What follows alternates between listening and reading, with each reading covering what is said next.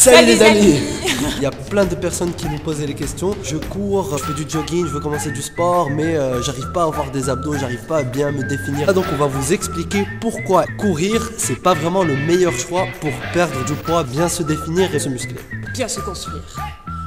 Alors, voici les 4 raisons qui font que la course à pied n'est pas spécialement le meilleur moyen de perdre du poids et de former du muscle. Raison Numéro 1. Alors le problème avec le jogging, c'est que l'entraînement il est toujours le même. Si par exemple je veux commencer du sport et je me mets à courir, je commence à courir une demi-heure tous les jours, au bout de 2 semaines, mon corps il va s'adapter. Et quand le corps il s'adapte, il n'y a plus d'évolution. Donc si notre entraînement il est toujours le même, fonce droit vers la stagnation. 2.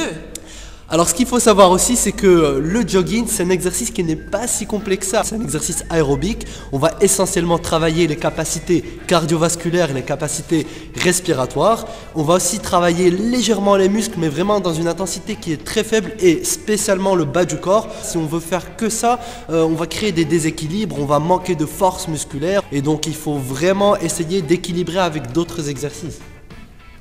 3. Ça c'est ma préférée. Les gens, qui me la salle de sport, ils se concentrent sur la machine, soit c'est un tapis de course ou un vélo, et ils font des fixations sur les calories brûlées pendant l'exercice. Et pour eux, courir c'est 1000 fois mieux que soulever du poids parce que ça brûle beaucoup plus de calories. Sachez que c'est totalement faux.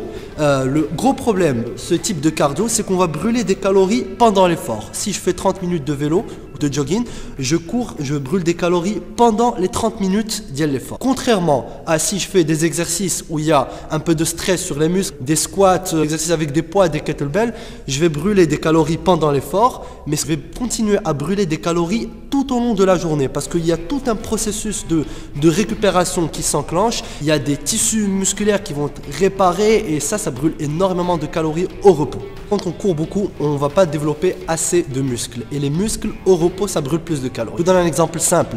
Si on prend une Ferrari et une Renault Clio, ils vont tous les deux faire Marrakech-Casa. Tous les deux, ils vont rouler à 100 km/h.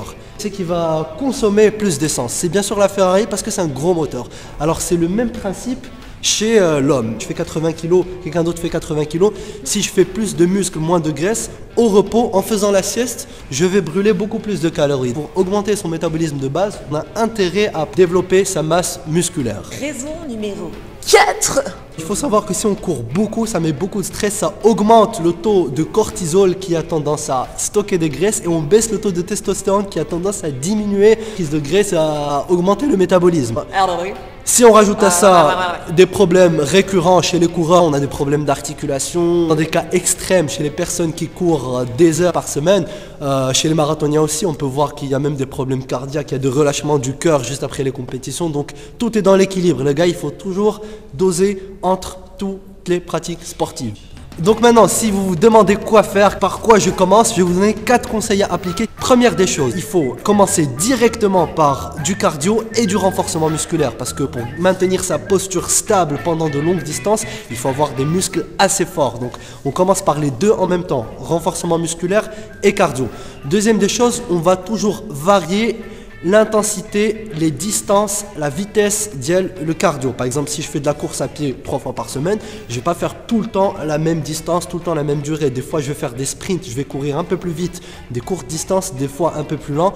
On va aussi varier les types de cardio. Je ne vais pas toujours faire que de la course à pied. Il y a d'autres qui sont beaucoup plus efficaces, qui travaillent beaucoup plus le corps, comme le rameur. On peut faire de la natation, on peut faire du vélo, on peut faire plein de trucs, toujours variés pour garder cette adaptation. Quatrième élément important, c'est l'alimentation. Pour avoir des résultats, il faut vraiment faire une approche inclusive au niveau du sport, bien travailler l'ensemble, son cardio, sa force, son endurance musculaire, mais aussi bien s'alimenter de manière à soutenir cet entraînement. Donc c'est une alimentation saine à base de beaucoup de fruits, légumes, protéines, ne jamais prendre de sucre, le sucre raffiné, jamais.